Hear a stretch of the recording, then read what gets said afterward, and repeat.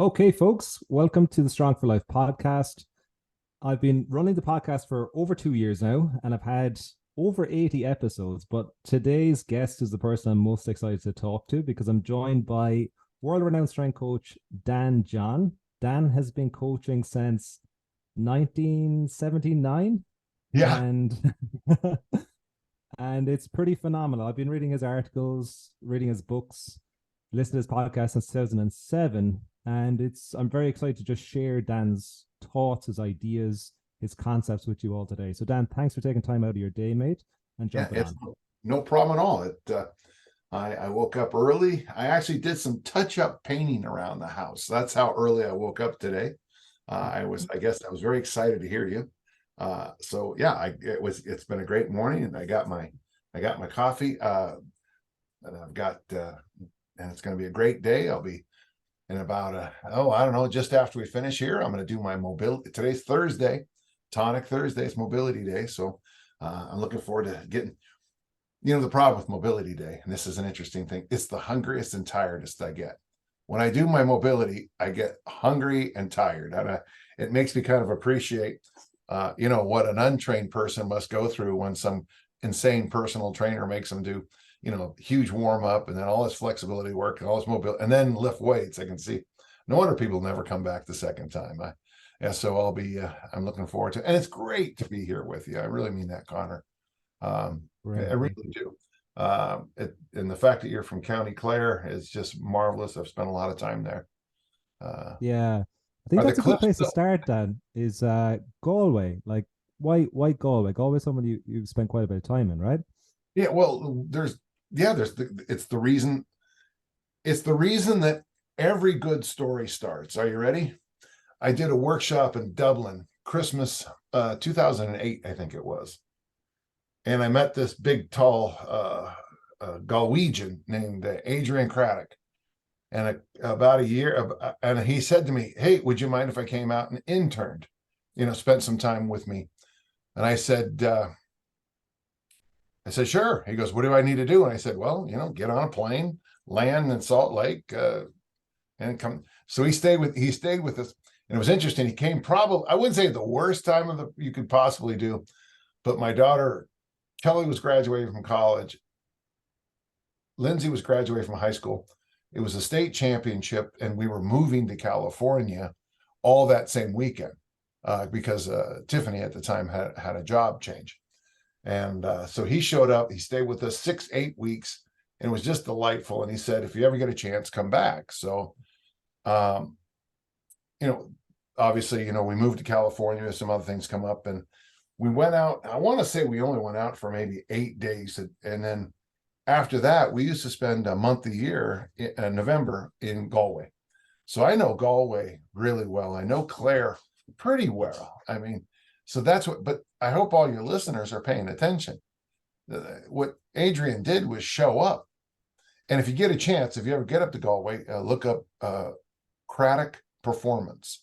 And Adrian will tell you true stories about me, not the myths and lies you hear about. Uh, my daughters love Adrian. When Lindsay went out to visit, he Adrian put her up, and he's just and her and her friends, and he's just a wonderful guy. And the thing I love about the people of Galway is that and of course Clare, how kind everybody is on the Wild West. There's a certain kindness of the Western Irish that's quite nice. Yeah, and of course we're Yeah. all Connacht rugby, so that keeps us all together. Yeah. Because I've seen you have the Four Provinces flag as well. Is that from Adrian, or do you have a Irish background or anything? Yeah, my mom's Northern Irish. She's Oh, okay. yeah, and that's why the red hand is on the wall. Um, Got it. my Absolutely. family. So I'm a typical American, half Irish, a quarter First Nation. A tribe called Abenaki tribe was my grandmother, and then my father was French Canadian. So I'm a typical American, just a mix, just a mixed breed. But yeah, Yeah. I really respect my Irish roots. Yeah, a lot. Yeah. Great, mate. So Dan, like with some of your experience, I'm curious about people who've impacted you, and someone that you talk about a lot is Dick Notmeyer. He comes up a lot when you talk about him. So Do you want to explain like the impact he's had on your career and why he's someone that seems to come up so much? Well, let's flip the story because it's the same story. So do you want kilos or pounds? What's easier for you? Kilos better, yeah. Kilos? Okay. So when I graduated from high school, that's what we do, about 17 or so. Okay. 16, 17, 18. I weighed 72 kilos. Is that right? Yeah. No. Yeah, 72 kilos. 72, 73. Let's say 73. We'll round it up. And I was a discus thrower, and I was good. I was a very good high school discus thrower. But the problem is that size, I just wasn't big enough. So when I knew I needed to learn the Olympic lifts, and there was a guy at Skyline College. That was the junior college I went to. So the junior college is a 2-year school that I went to, and our school had it was a really good athletics school, which is why I went. And they taught me the basics, but I needed someone who knew what they're doing. So I was going to join the Sports Palace team in San Francisco. And I went there to look around, and the guy said, well, nobody's here today because we have a weightlifting meet. So I went home, came back, and I'm sitting there watching the meet, trying to figure out how to do this stuff. And then I hear that Dick and Joy Notmeyer, as always, are volunteering at this meet. So on a break, I was going to the bathroom, and I literally bumped into Dick Notmeyer. And I said, I want to learn the Olympic. Jeepers, I want to learn the Olympic lifts, and I want to be amazing and swell. And he said, well, come to my, he gave me his address. He said, be at my house Monday. He said, I think he said 2:45, I think it was. And I showed up on my little motorcycle, and he warned me that he charged $0.25 a week. Now, I don't know if this translates, but that's 25 cents. It's $0.25, 25 cents a week for 5 days a week training for 3 hours a day. So when you think about your karmic debt, the load you owe the universe, I don't know if anybody has a higher debt than I do. So, but what I want you to hear from the story is I showed up, and I showed up, and I showed up, and I kept coming back. 4 months after meeting him, I had put on 20 kilos of body weight. Now I know kilos, and I know what I just said. So I ended up being when that next track season, I was 92 kilos, which is a huge jump, which was a huge jump. And the following year, I got up to about 105. No drugs, all clean, lots of front squats, lots of snatches, lots of clean and jerks, lots of protein, lots of sleep, no social life. And I called, in fact, last week was Dick's birthday. He's 92, and it was also his wedding anniversary. And I think they've been married 73 or 74 years. I can't keep it. So 74 years. So next year is their diamond anniversary, 75, which is just, stunning to hear, So he's always been there for me. I think, I can throw out cliches for you, but I love him. I love him. I love the way he is. I love what he's done for me. I care so much about him. He's always been there. When I had my issues, I don't know, Connor, if you want me to talk about the last couple of years, but the last few years of my life have been very difficult. Very different. I lost a brother. We lost Tiffany. We lost Tiff's mom. In fact, it's interesting because Adrian Craddock, I got pictures of Adrian, Tiffany, and Tiffany's mom there in Galway, because we used to, and over there in that, I don't know if they still have them, but it's called the Cliffs of Moher. Are they still there? Or did they take They're them gone, down? mate. Yeah, they're finished. Too much American tourists going there, so Too many Americans. So they tore them down and put something else up. Put a took 'em McDonald's down. Yeah, there, huh? it's a theme park there now. There's a Burger King and a Taco Bell. Yeah. I Starbucks. tell you one thing, gentle listeners, if you ever want to watch stupid people, go to the Cliffs of Moher and watch people try to get the edge for a better shot. I don't know how many tourists they've lost there, but there must have been a few, fallen bodies. Yeah. watching this guy was chasing his hat down the cliffs, and I'm like, I don't know how much that hat's worth, but it's probably not worth your life, you know. So yeah, so Dick was wonderful. The nice thing about Dick is everything was always, I mean, there was nothing fancy in our training program. Monday, Wednesday, Friday, snatch and clean and jerk. We did jerks on Saturday and Tuesday also, lots of front squats. We did a few accessories. We warmed up a long time.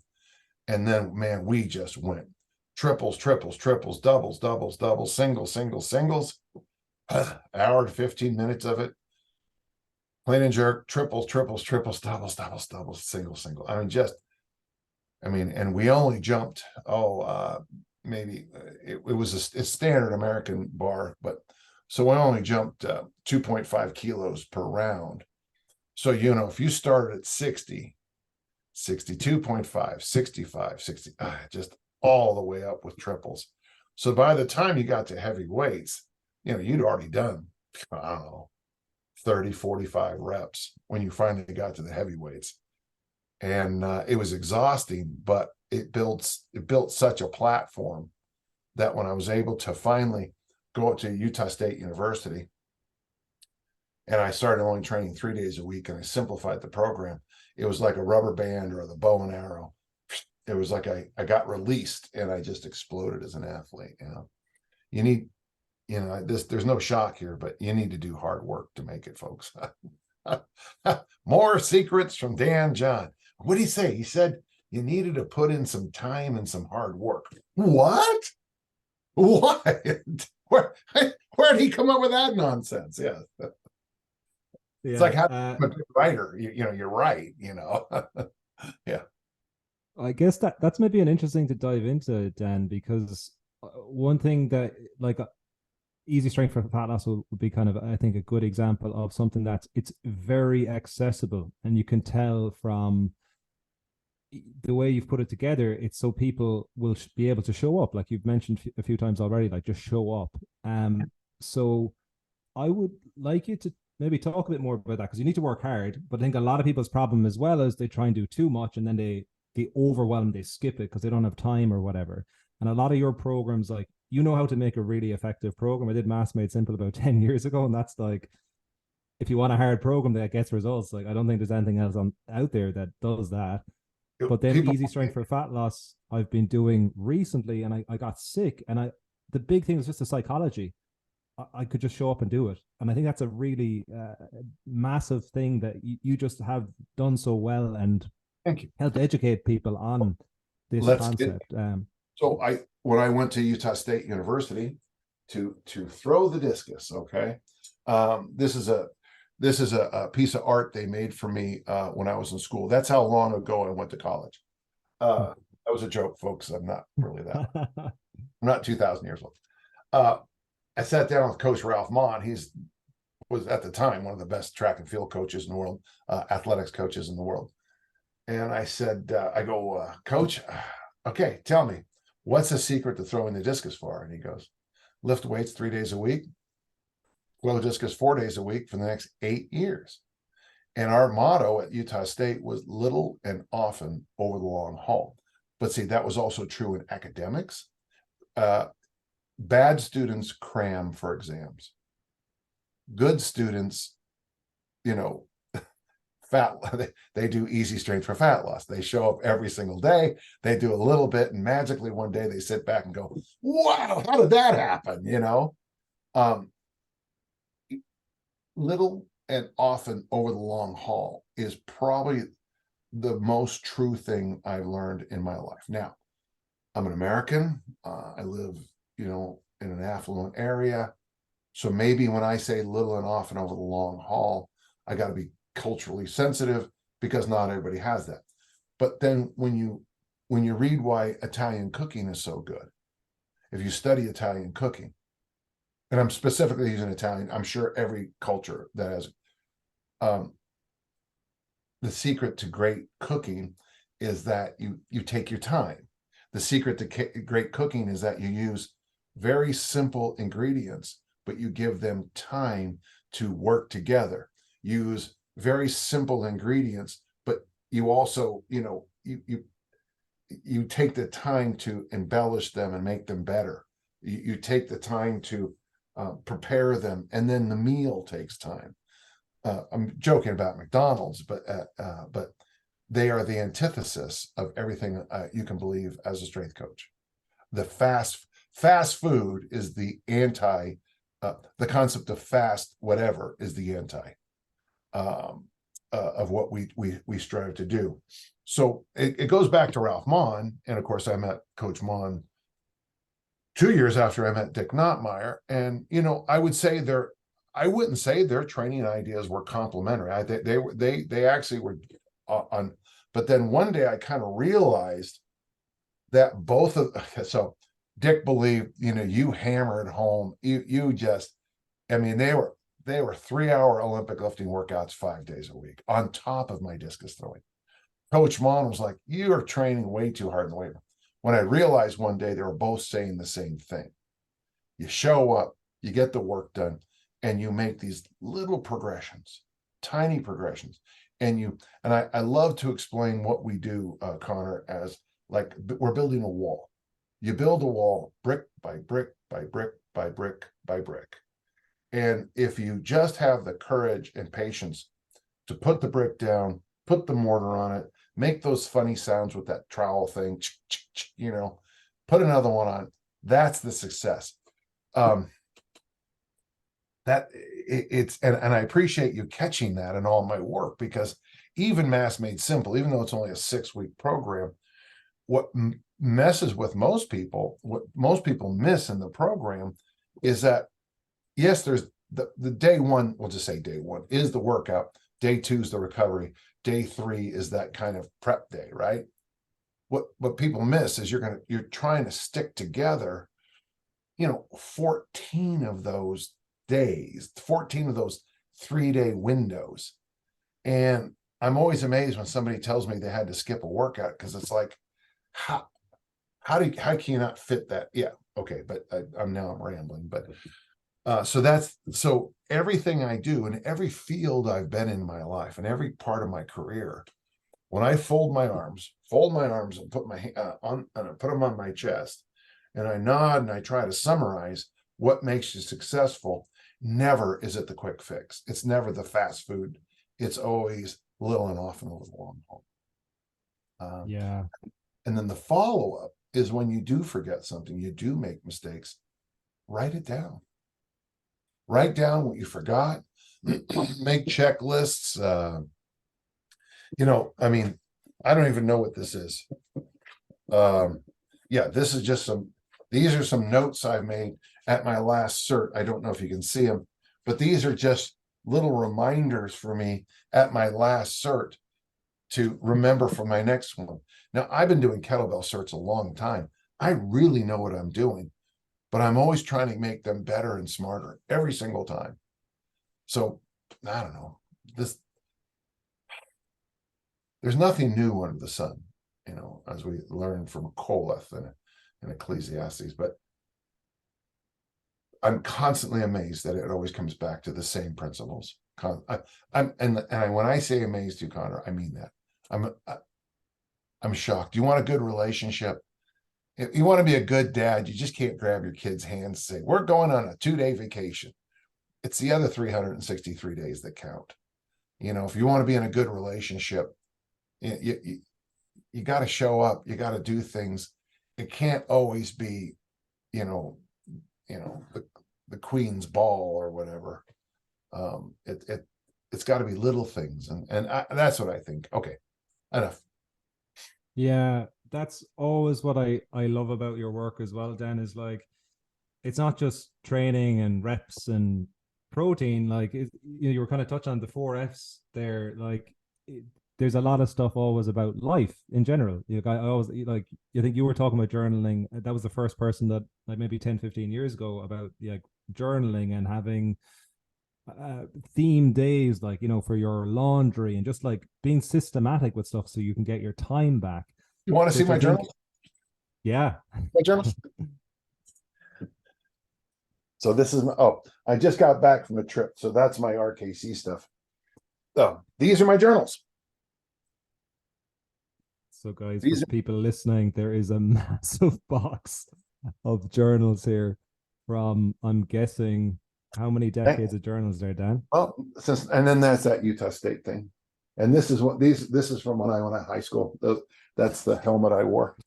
Yeah, back in the day. Back in the day. So yeah, 2,000 years ago. yeah.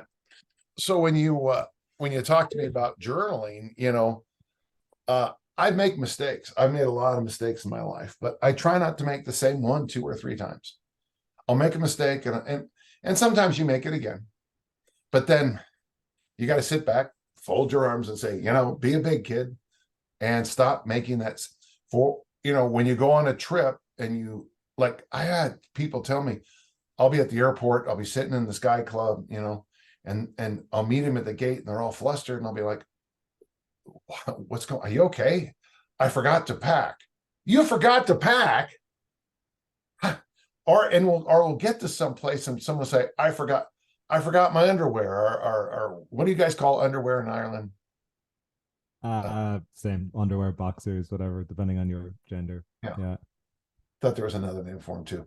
One of my favorite things, gentle listener, about when I go to Ireland and England is it takes me about a week to remind myself that we speak the same language, but we don't.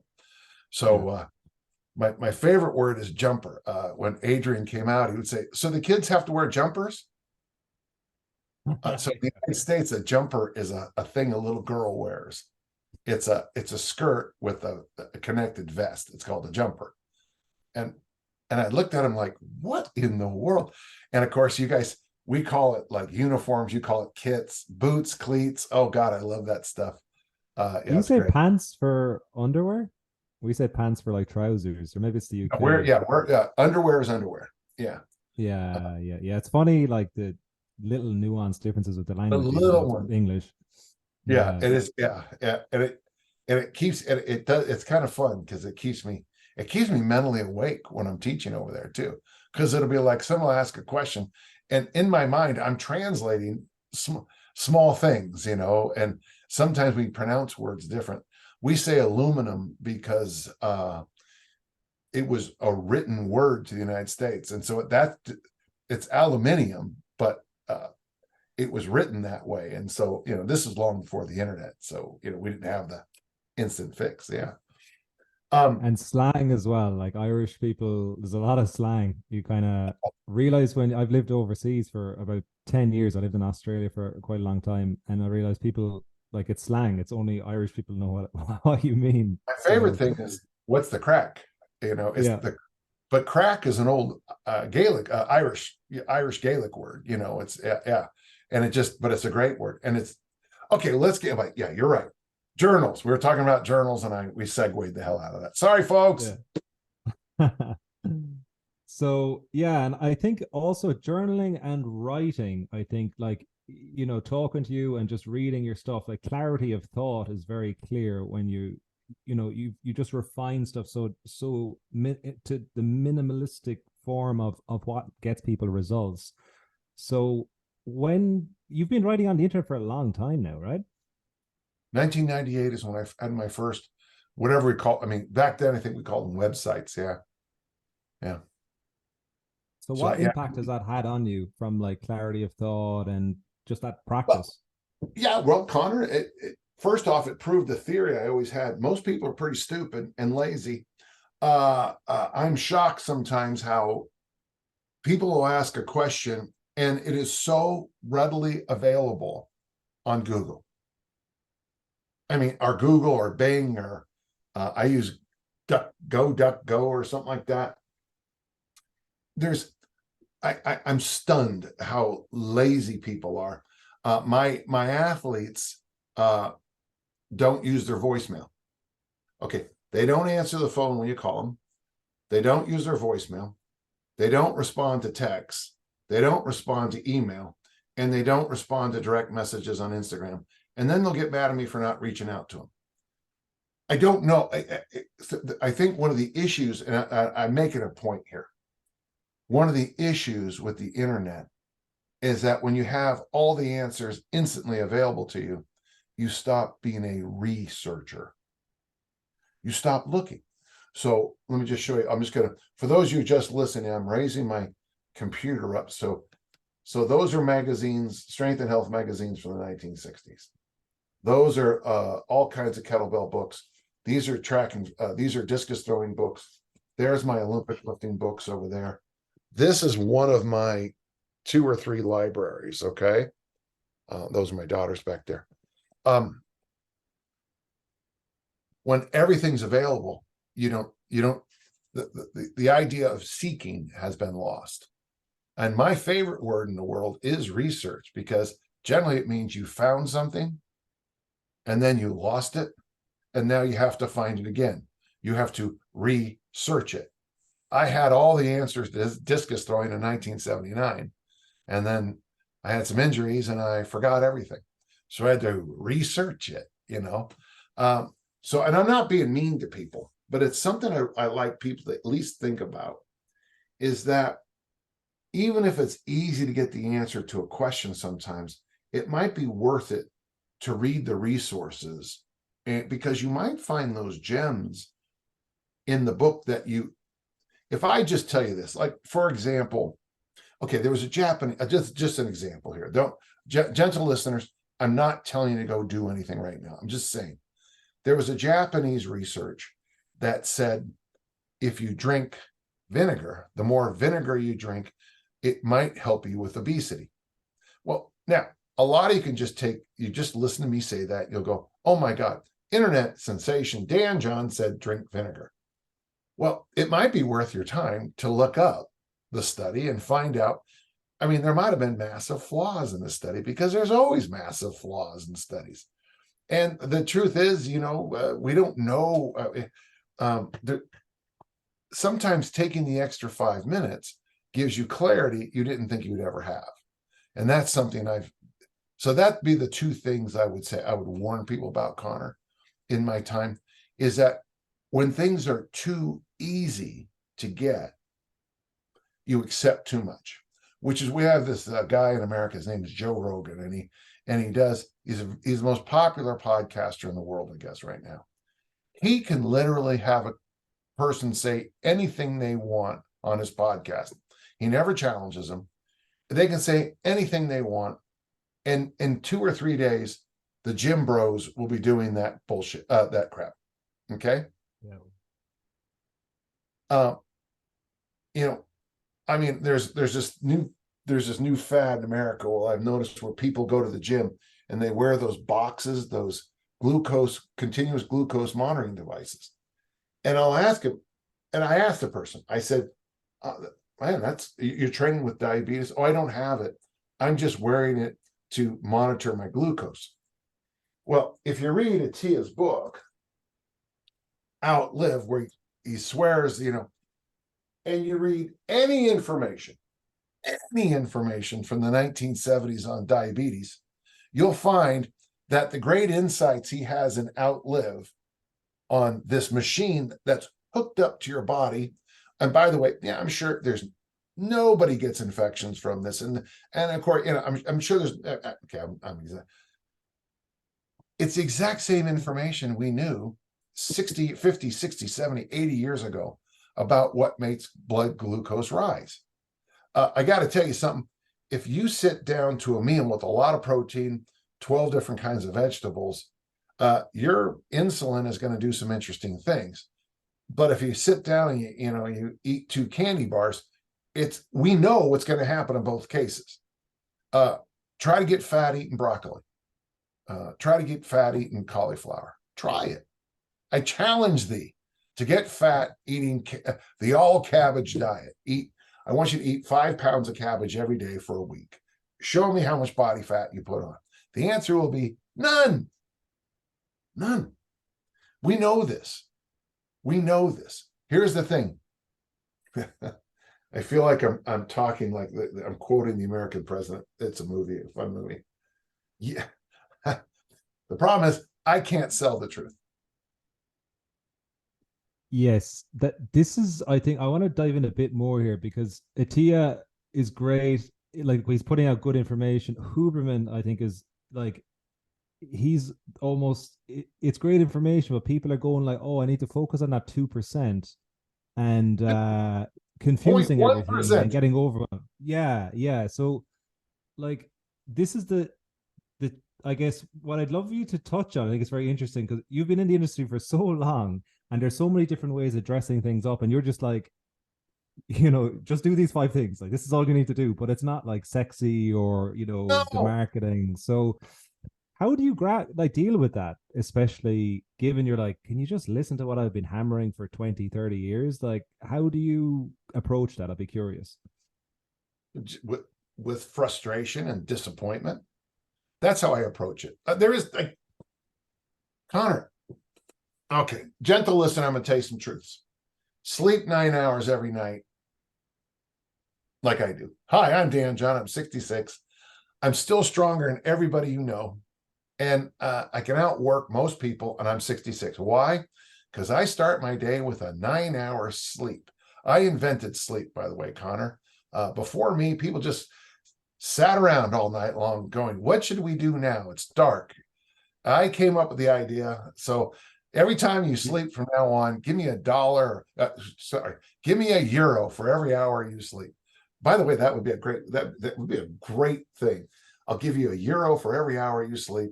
You'll be so yeah, sleep 8 or 9 hours every night. And of course, already some listeners said, well, I can't do that. Well, why can't you? And then all the BS shows up. I believe, like, for example, I am a believer in meditation. Now that maybe, but even if you just spent a minute counting your breaths every day. In fact, I don't have my phone's upstairs, so it won't bother us during the call. But you can just set your timer for 1 minute and just count the number of breaths you have in a minute, even if you just did that. Or you can lay on your belly, put your hands. You ever heard of crocodile breathing? Yeah. It's where you lay like this on the ground and you try to, on every breath, you try to send your lower back as high as you can. Do that for 1 minute, just 1 minute. One thing it does is it turns down all those engines. It just turns all the engines down. I think you should fast every day. Someone's going to raise their hand. Isn't fasting expensive? No, it's cheap. It's right up there with sleep. It's very inexpensive. In fact, you could probably fast for months and incur no costs in food, because you're fasting. I do think it's important to lift weights, but you could probably, someone's going to say, well, what about calisthenics? Calisthenics, your body weight is a weight. It's right there in the word body weight. In case you missed that day in school, so you should do some kind of, I do think you should do resistance training. I do. And I do think the most important thing you can do each and every day is walk.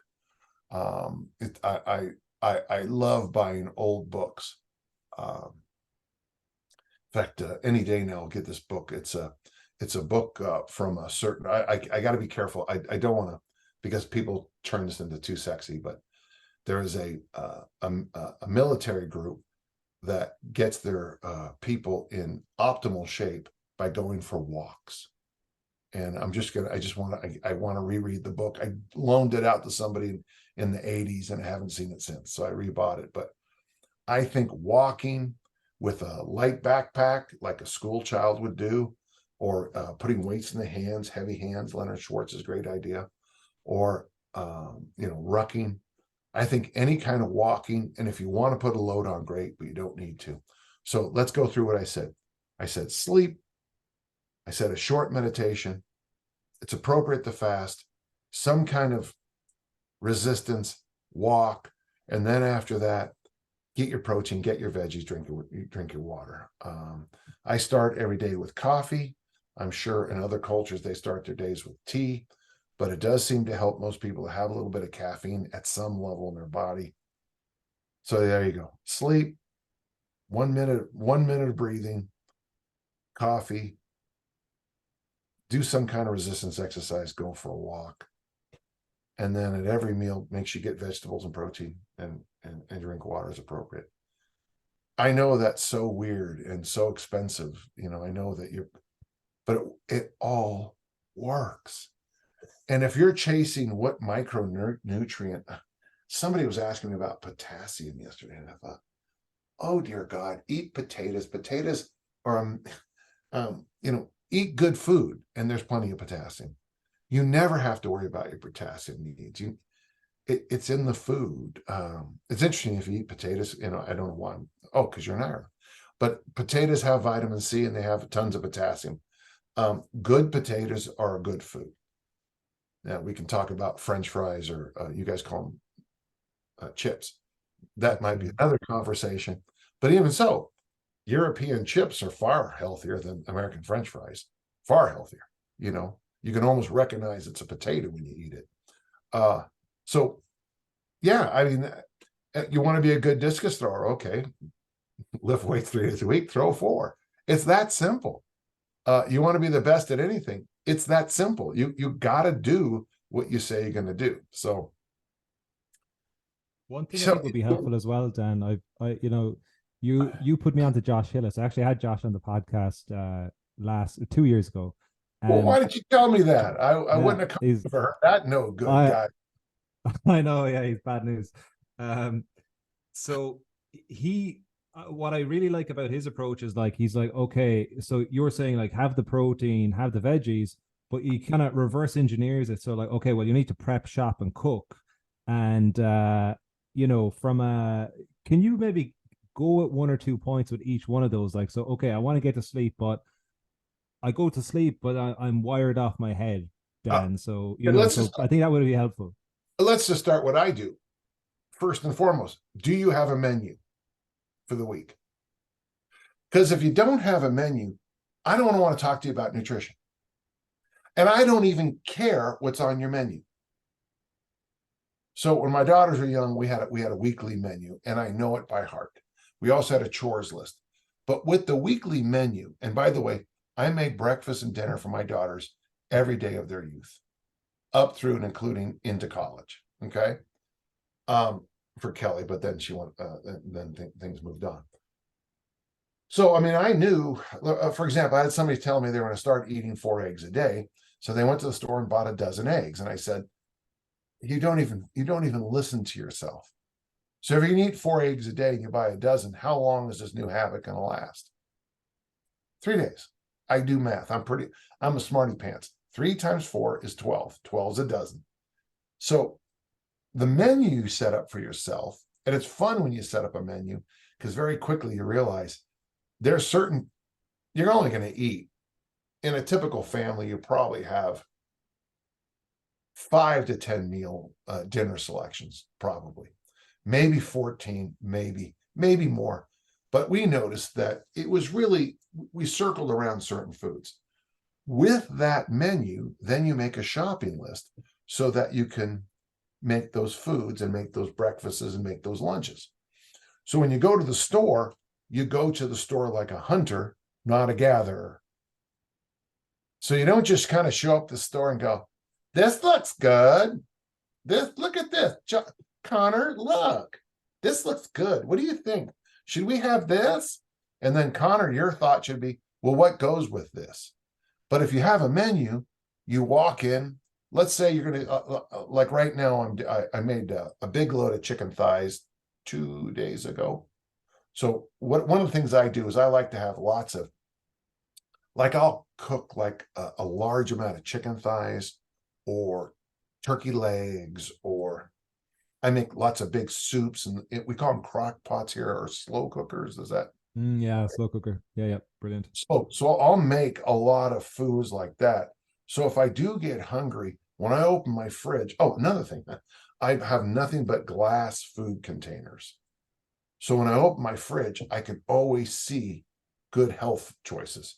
So have a menu. The shopping list, you go to the store as a hunter. You're going to the store as a sniper. You're not going to the store as a nuclear device. You're picking that. Okay. And one other thing that might help too, by the way, gentle listener, always have a big meal before you go shopping. Always go shopping full, because that will stop with the idiotic, ooh, that looks good. Little candy bar. There's nothing wrong with the candy bar. Oh, look, crisps. I like crisps. I I love the When you accent get you're home, putting on for that. if many times when I would get home, I would put the oven on and I would, like, I like to have, I do like to have, I like to have like a big thing of chicken. I'll cook that right away because chicken will, then you can drop that into a salad. You can drop that into a soup. If you're hungry, you can just grab a couple of them and eat them. I got to tell you, eating a couple of chicken thighs and a small salad, or just some vegetables that's randomly you see it is so much better than letting yourself go hungry. So, okay, sorry, I'm getting off. So when you get home, you chop, you cook, you put things in bowls appropriately. It's interesting.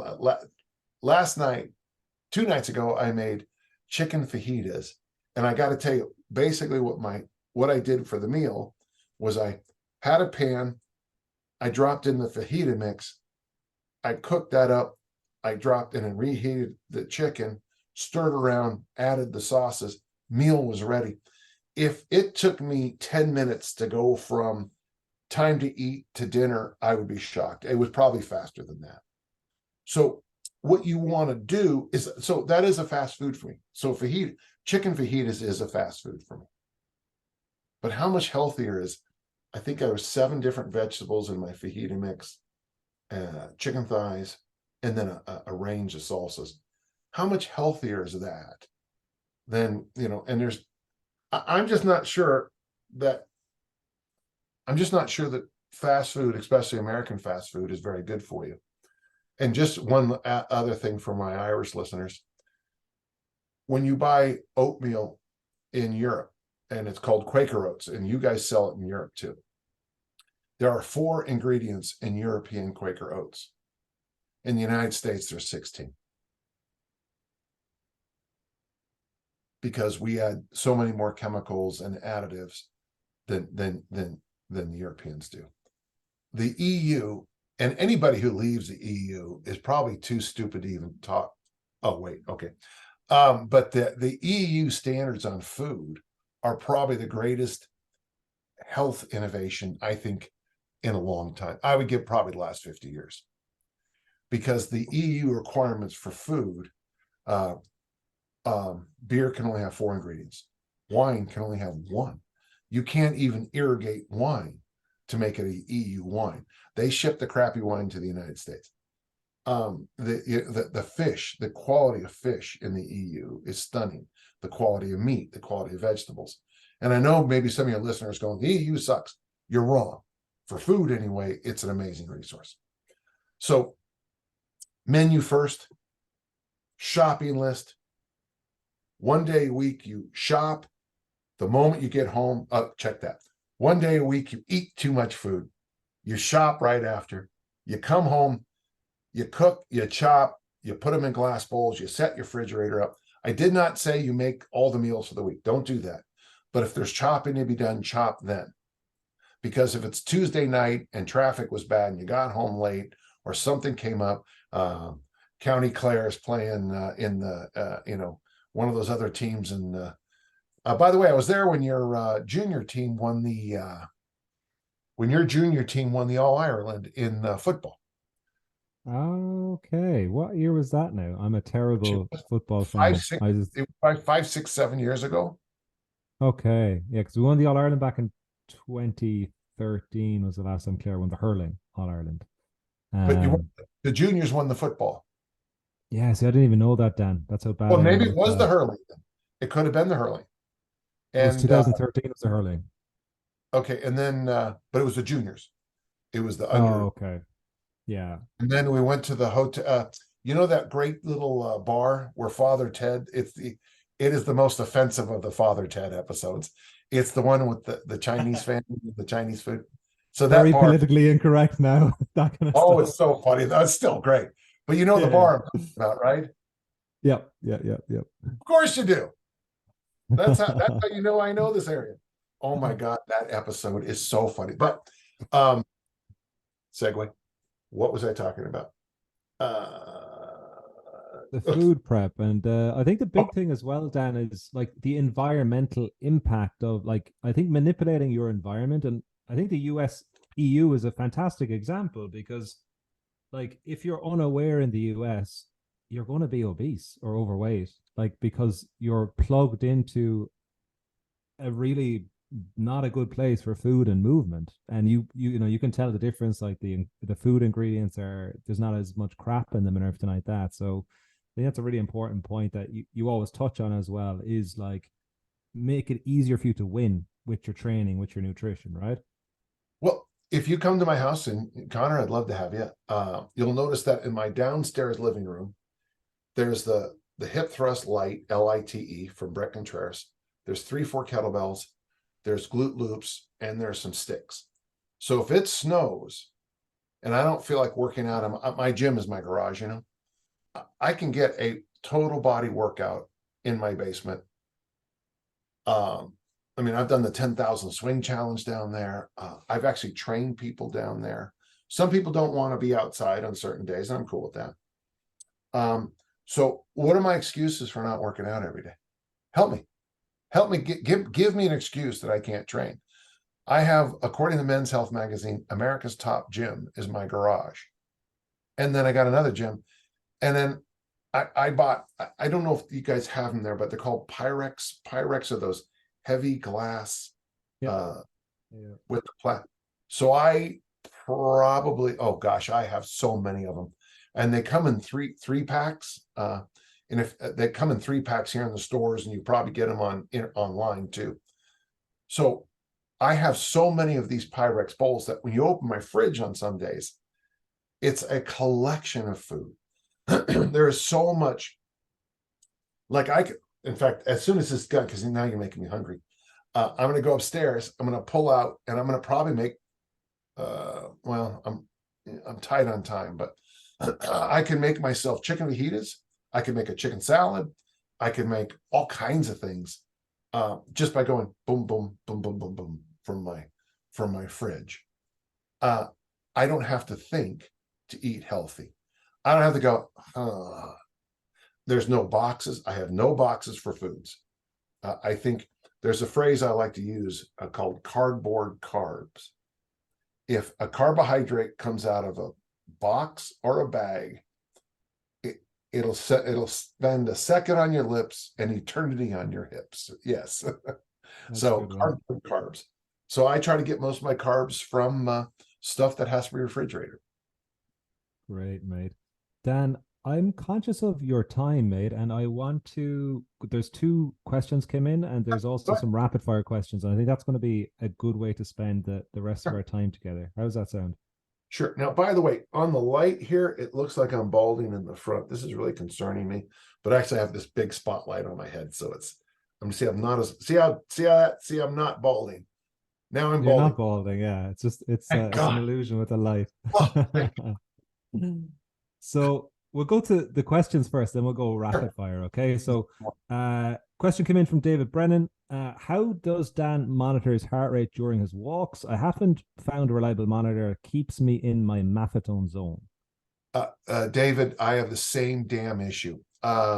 It's funny because I've got I wasn't expecting this question, but I can just show you a couple of things I've tried. I'm not going to show you the brand names, but it's funny you say that. This is my dead zone on heart rate monitors. I got to tell you, David, the best thing I found, and you can agree or disagree with it, but it's called the talk test. And this is what, and you got to practice this a little bit, David, but you hear the way I'm talking to Connor now. This is rapid fire. My resting heart rate is 56, 57. That's right before I donate blood. So that is a little higher. So my heart rate is in a good place. So the heart rate I probably have now, because I'm animated talking on a podcast, I'm probably in the 70s. But my Maffetone heart rate, when I talk more like this. Okay. So there's a little hitch every so often. When I start to go, so that's when my heart rate gets too high. So you can use your talk to monitor your heart rate. Now, if you only train by yourself, first off, I'd say get some friends, David. Geez, invite people with you. I've tried fills, the one that go in here. And I got to tell you, no offense, I did not like those. I did not like those at all. But probably your best bets are going to be the chest strap. And now they've got the little one. They've got these little things that go alongside of them. These cheap watches that go alongside. That's, the other issue that I have is that I don't always get good connections on these. So from all my years of being lifting, I don't do my pecs at all, but I still got good sized pecs. And being the fact that my dad is French Canadian, I got that weird hair on my chest, so I don't always get good link ups on my chest when I use them. So just it'd be, David, if you're here, I'd let you borrow all my different ones. I have 4 different kinds and I hate them all.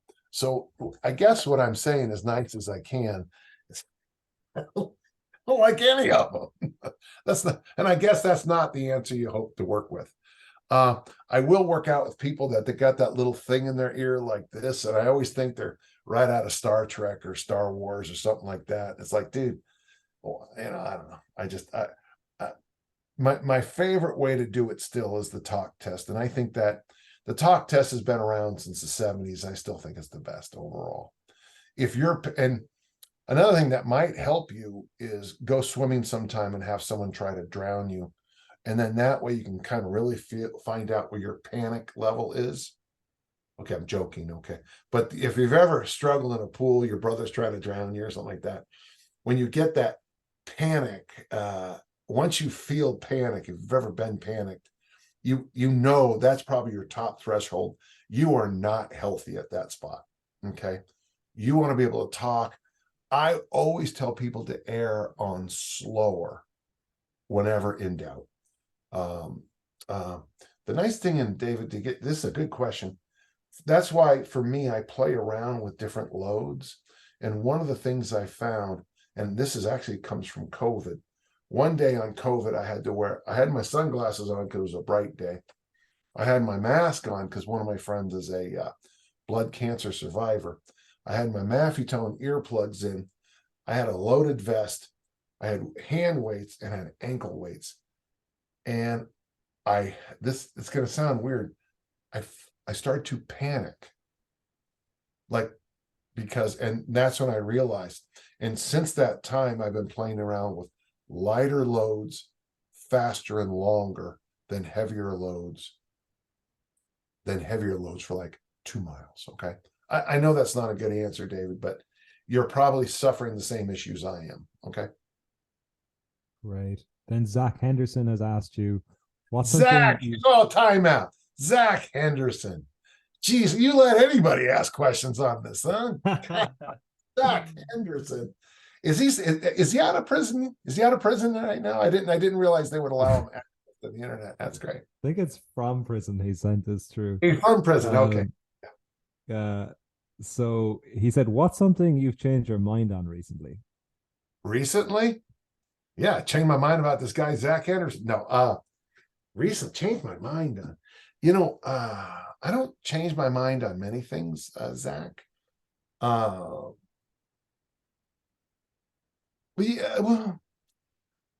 I have an athlete. I have a very good athlete, and one of the things I'm starting to move away from a little bit, Zach. I love cleans. I think cleans have great value, but if you're a thrower, I'm moving all my throwers away from cleans. And I've done this before in my career, but into snatches, just because you can only put so much stress in so many directions on the wrist. I still have her front squat, but I'm really pulling away from the clean as a thrower's exercise. Now, clean high pulls done correctly might be great, but only, and this is for throwers, less cleans, more snatches. And that, if you say I'm changing my mind, Anything else? I would probably say, well, I've become a lot more kind of, I don't even know how to say it, but knock it off when it comes to reading things about fat loss and stuff like that. Miracle cures and things like that. I'm getting much more. Come on now. Yeah. I know that's not a great answer, Zach, but I did my best. Okay. Dan, I'm want to be respectful of your time, mate. So we can skip the rapid fire if you need to Let's jump go. off. Rapid fire. Yeah. Okay. Yeah. Given the choice of anyone in the world, who would you like to sit down with for 2 to 3 hours to pick their brain over dinner? Still alive or dead? Alive. Oh, damn it. That changes everything. Or dead. Or dead. No, I'll stick with your rules. He's the New England football coach, Bill Belichick. The way he thinks, really, he's a real outside the box thinker. But it's American football coach.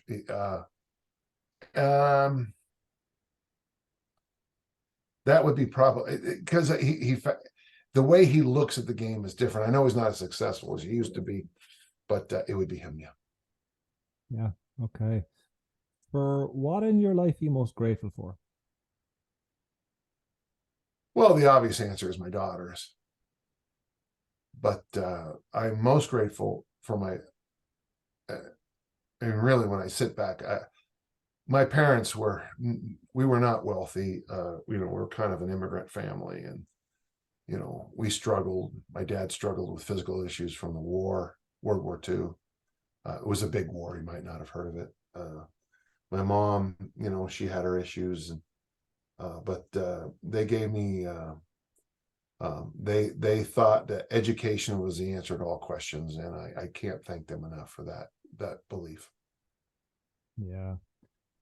What's your greatest accomplishment of your life? Well, the obvious answer is my girls, because Kelly and Lindsay would like to hear that first.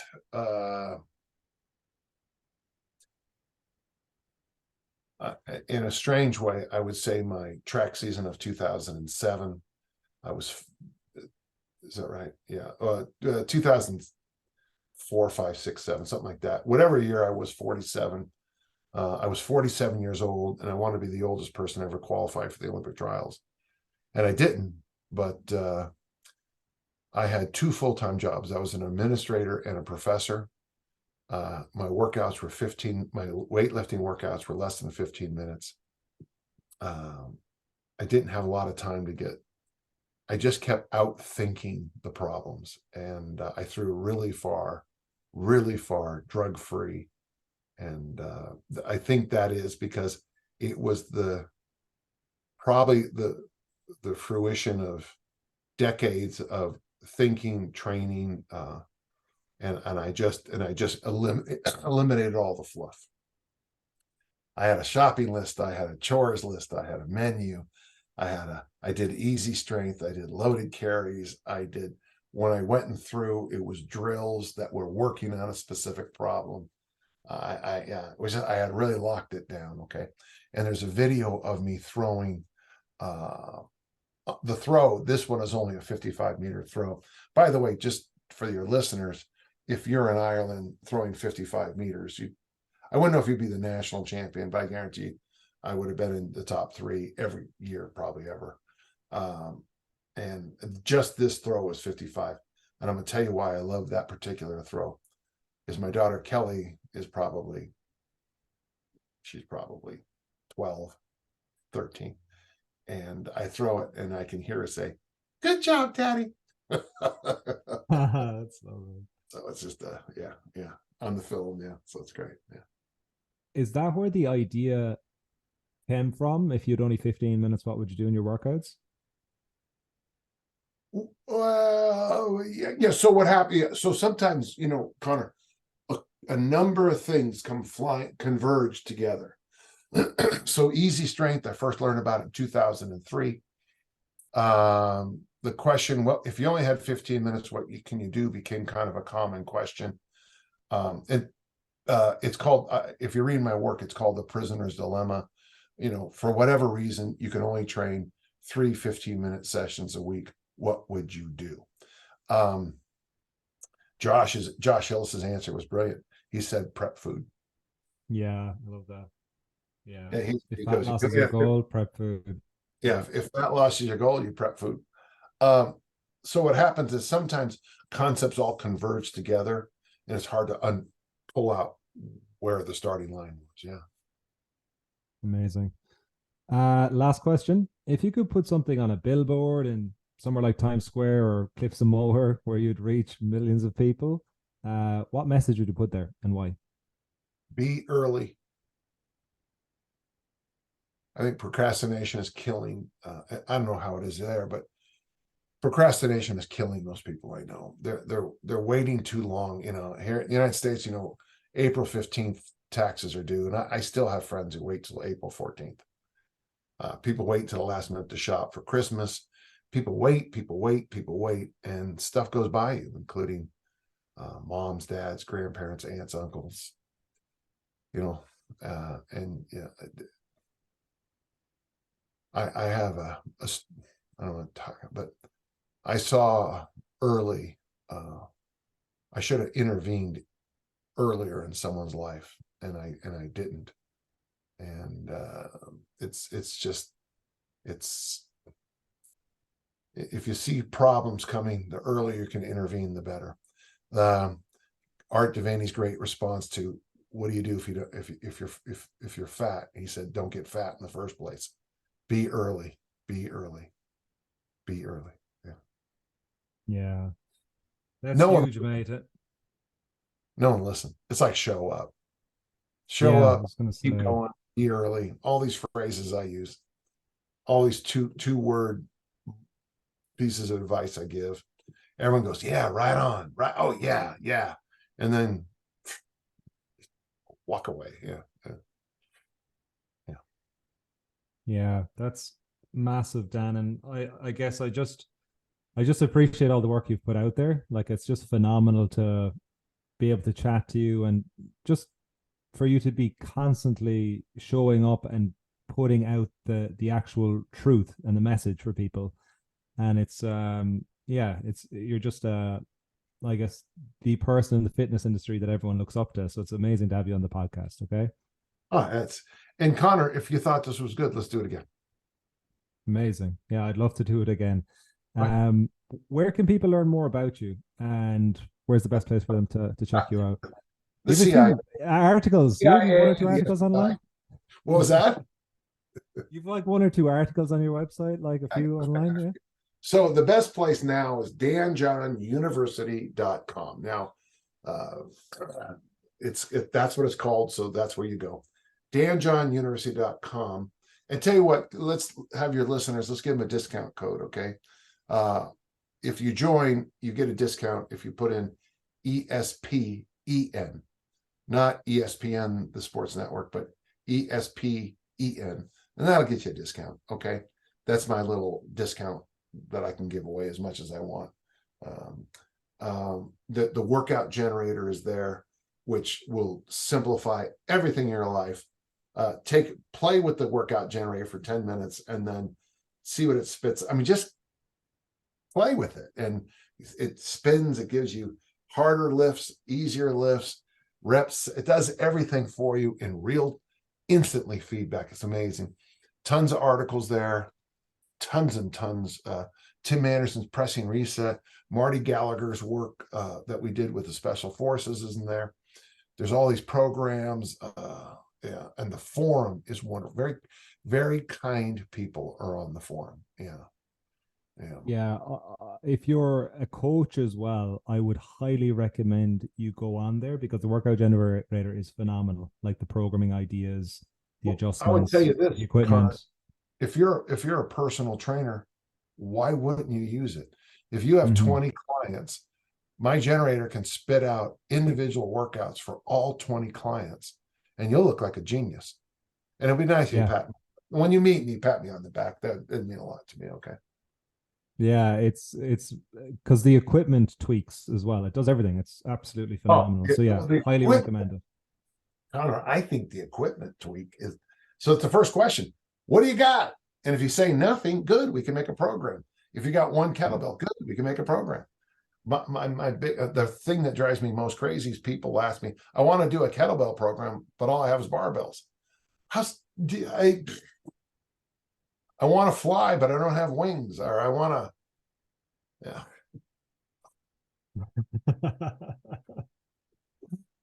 Amazing, Dan. Well, again, mate, I would love to do a round two. You've got so much knowledge. You shared a lot of the stuff, but there's decades in that brain that I'd love to unpack even more at some point. Thursdays are generally good. Okay. Amazing, mate. Appreciate your time again, Dan. All right. We'll talk soon. Okay.